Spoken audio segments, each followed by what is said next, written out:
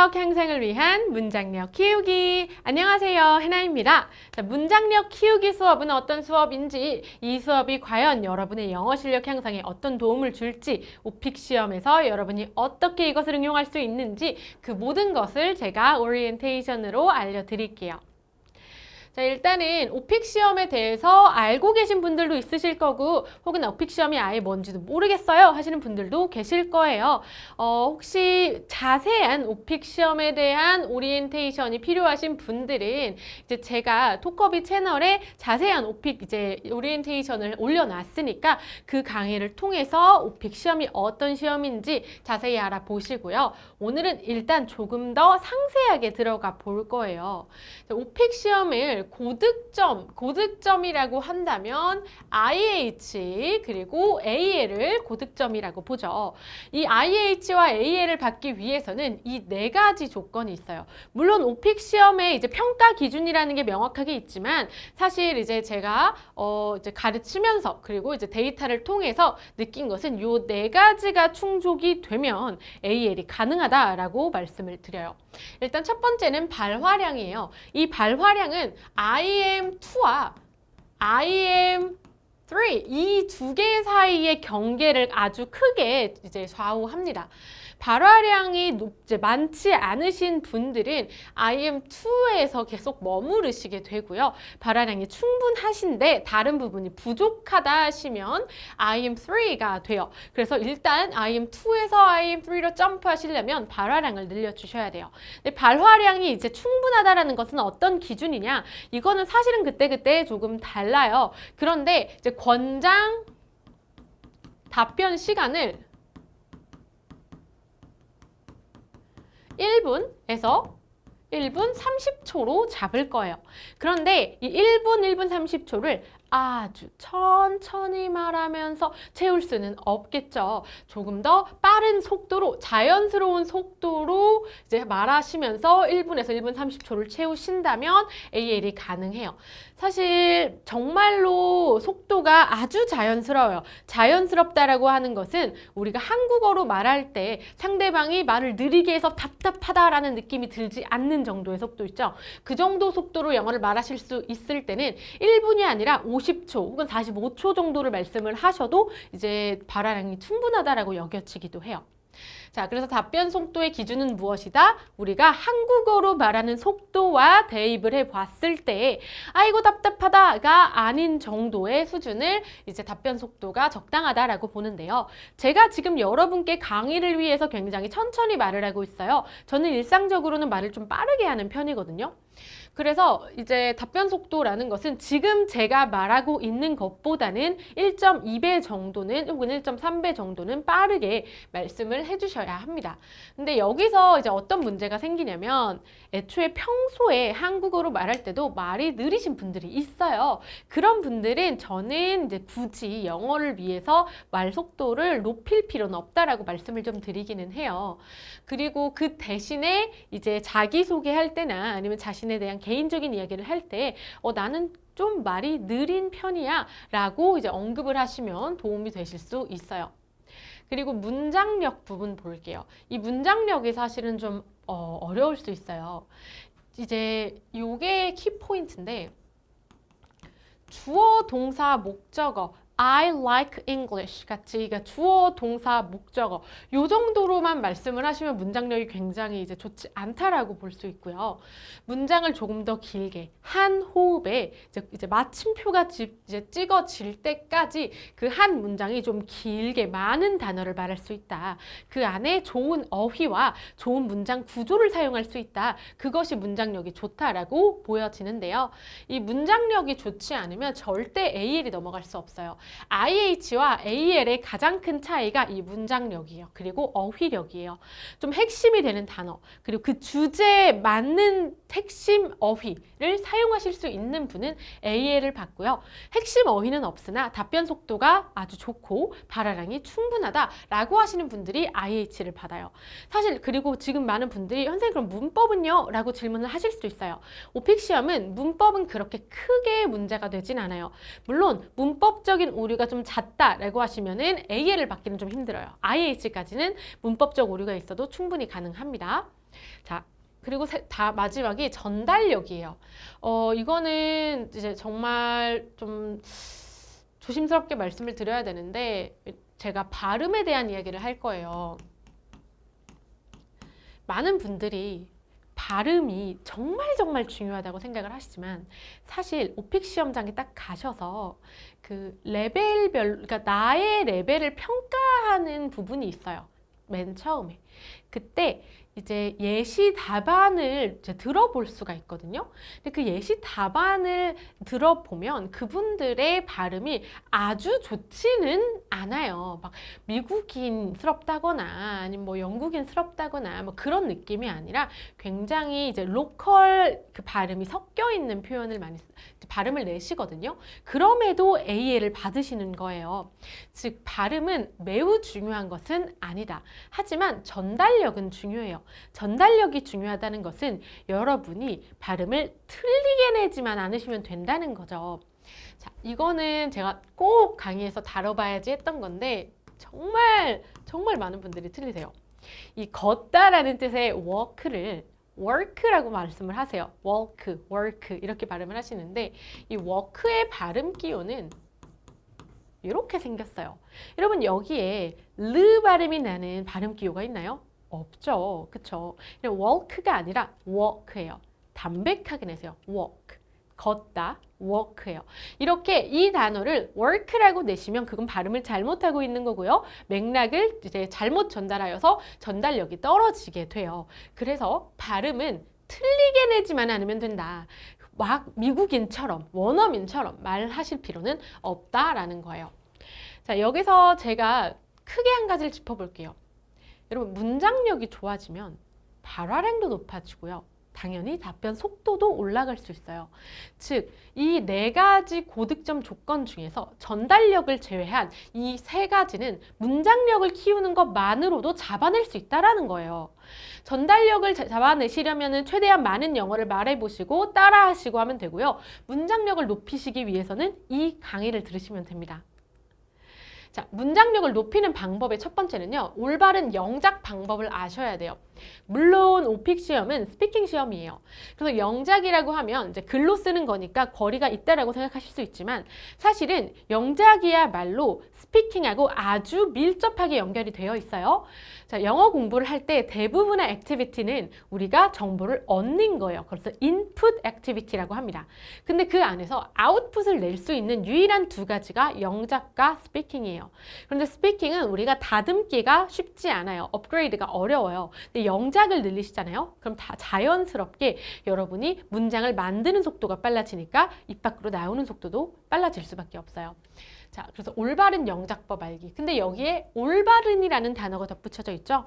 올바른이라는 것은 여러분께서 여태까지 영작을 했던 방법이 조금은 잘못되어 있을 수도 있다라는 가정에서 출발하는 거예요. 우리가 여태까지 영어를 아주 오랜 시간 배워왔어요. 거의 10년 넘게 영어를 공부해 왔지만 영작 그리고 스피킹 같은 것은 해보신 경험이 많지 않으실 거고 어떤 것을 독해하는 것에만 집중을 해오셨을 거예요.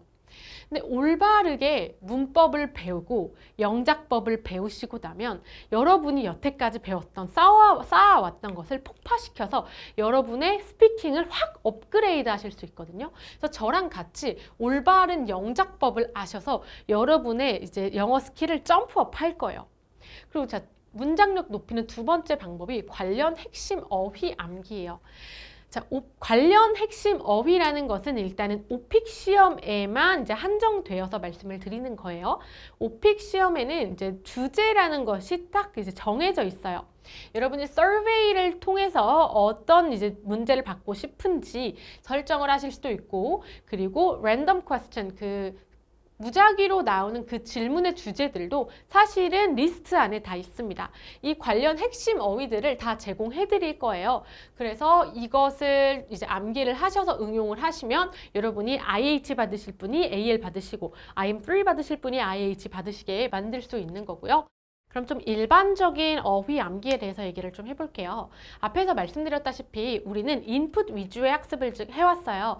즉 무슨 뜻이냐면 study라는 영어 단어를 보고서 얘를 공부하다라는 한국어로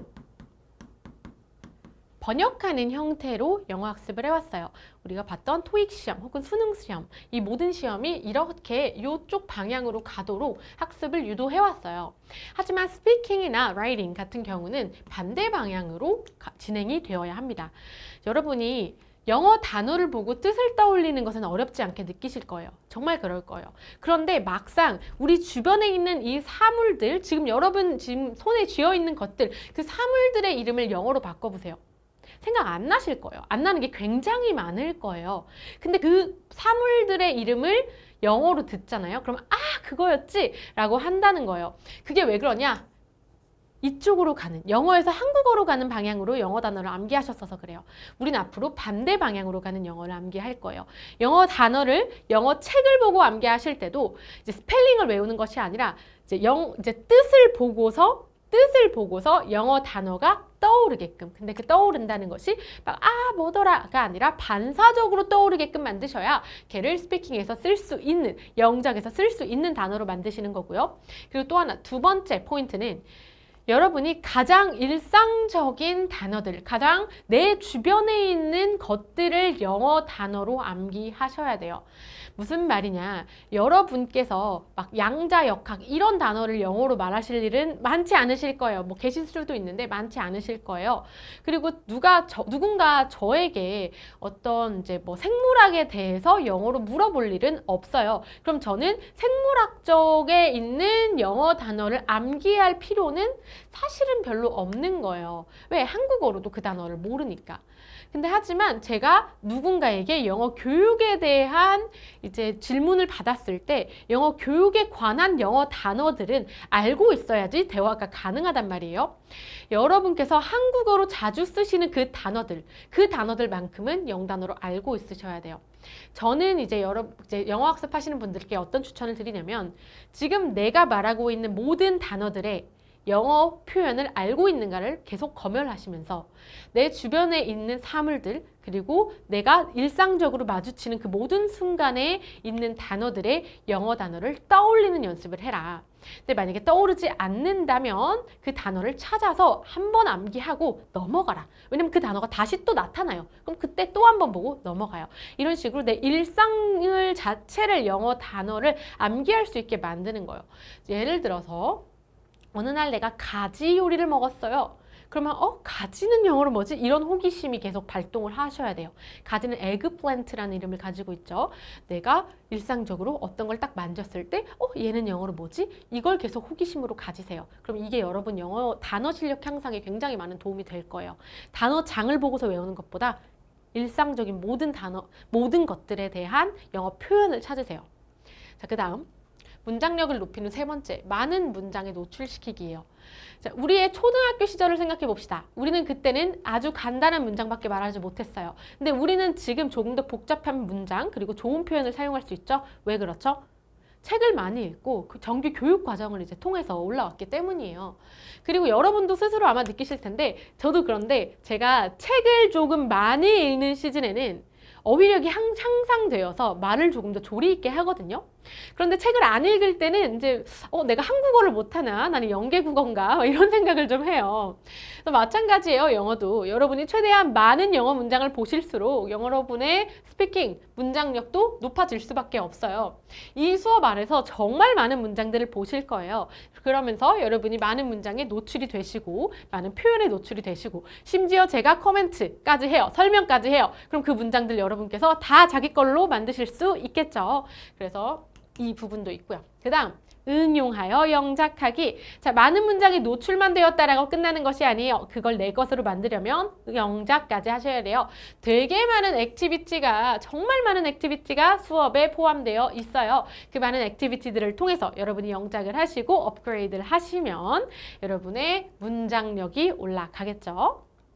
자, 예를 들어 볼게요. 오픽 시험에 은행 주제가 돌발형으로 자주 출제가 되는데 이런 문제를 여러분이 받았어요.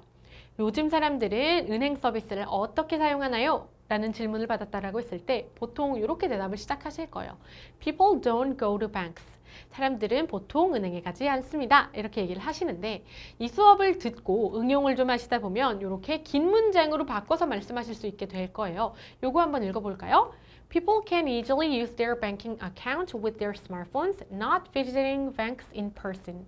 지금 제가 이제 읽은 속도가 가장 적당한 속도라고 생각하시면 돼요. 사람들은 할 수 있다, 쉽게 사용할 수 있다. 그들의 은행 계좌를 with 무엇을 가지고 그들의 스마트폰을 가지고 not, ing 뭐뭐 하면서 동시동작이에요. 그 방문하지 않으면서 은행을 in person 직접이에요. 자, 여기에 정말 많은 포인트가 있어요. 일단 조동사를 썼고요. easily 이런 부사 표현 많이 사용하시도록 앞으로 제가 계속 유도할 거예요. 그들의 banking account, 은행 계좌예요. 이거는 어휘집에 나와 있는 표현이에요. 이런 건 외워두셔야 하는 거고요. with 전치사도 배울 거예요. 이거는 수단을 나타낼 때 쓰는 전치사죠. 그들의 스마트폰을 가지고 자, 콤마 다음에 ing가 나오면 동시동작 같은 이제 행위를 같이 동시에 한다는 뜻이고요. ing 앞에 not이 없고요. 은행을 in person 이런 표현까지 있어요. 지금 제가 조금 빠르게 브리핑을 해봤는데 이렇게 이제 많은 표현들 그리고 문장 요소들이 이렇게 종합이 되면 여러분의 문장이 훨씬 더 길고 다채로워져요. 자, 강의를 들으심으로써 여러분께서 얻으실 수 있는 효과 첫 번째, thinking in English word order. thinking, 생각할 수 있어요. in English word order. 영어의 어순으로 여러분이 생각하실 수 있게 만들 거예요. 이게 무슨 뜻이냐면 여러분이 영어를 말씀을 하실 때 나도 모르게 모국어인 한국어 단어가 머릿속에 먼저 떠오릅니다. 이건 자연스러워요. 어쩔 수 없어요.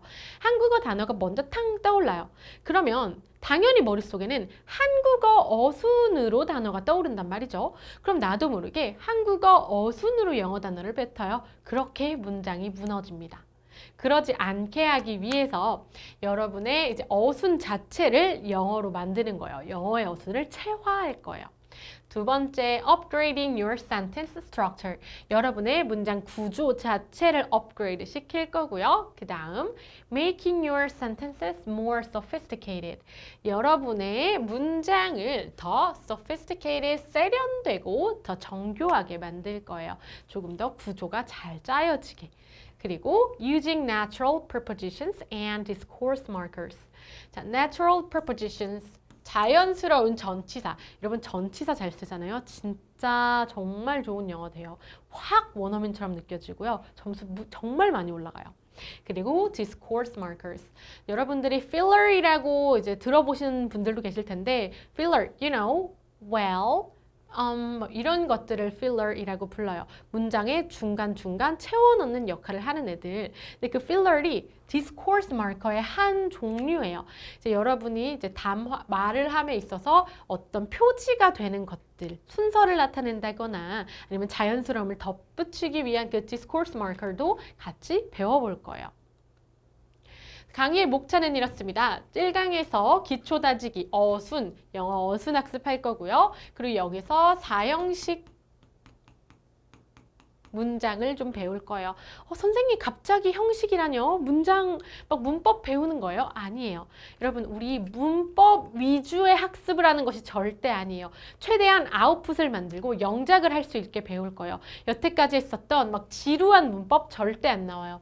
자, 4형식, 5형식 문장을 여러분이 실전에서 쓰실 수 있게 만들 거고요. 그리고 투부정사 ing, pp 요 준동사 3종 세트 학습할 건데 막 투부정사의 명사적 용법 이런 거 안 해요. 이런 거 재미없잖아요. 투부정사 ing, pp를 여러분이 진짜 쓸 수 있게 만들어 드릴게요. 정말 재밌을 거예요.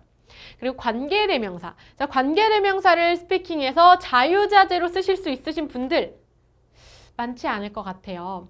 근데 진짜 이 강의 듣고 나면 관계대명사 쓰실 수 있을 거예요. 제가 오프라인 강의를 할 때 관계대명사를 스피킹에서 쓸 수 있는 방법을 딱 설명을 드리면 정말 그 다음 수업부터 그분들이 관계대명사를 스피킹에 쓰세요. 저는 그때 너무너무 놀래거든요. 이 강의 들으시고 나면 관계대명사도 여러분이 쓰실 수 있을 거예요. 그리고 관계 부사도 쓸 수 있게 만들 거고요.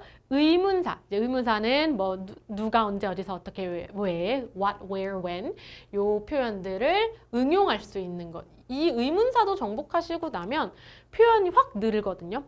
그리고 접속사. 접속사도 우리가 뭐 흔히 아는 뭐 and, but 이런 거 배우는 거 아니에요. 훨씬 더 다채롭게 할 수 있는 접속사. 그리고 전치사 배우고요. discourse markers. 앞에서 나왔던 자연스러운 말하기에 덧붙여질 수 있는 discourse markers 배울 거예요. 자, 강의 목차는 여기까지예요. 우리가 이것을 배울 것이다 라고 기억해 두시면 좋을 것 같아요. 학습을 함에 있어서는 내가 어떤 걸 학습할 것인지 그리고 거기서 무엇을 가져갈 것인지 이걸 아는 것이 학습 효과를 훨씬 극대화시킬 수 있거든요. 이 목차를 다 암기하시라는 것이 아니라 내가 1강, 2강에선 어순을 체화하면 되는구나. 그리고 3강에서 10강까지는 올바른 영작 방법을 배우고 문장력을 키운 후에 11, 12강에서 자연스러운 말하기까지 얻어갈 수 있겠구나 라고 생각하시면 되겠습니다. 강의는 본 강의와 그리고 숙제 해설 강의로 나뉘어져 있어요. 본 강의를 학습하시고 그런 다음에 숙제 강의를 봐주시면 되겠습니다. 자, 오늘 오리엔테이션은 여기까지예요.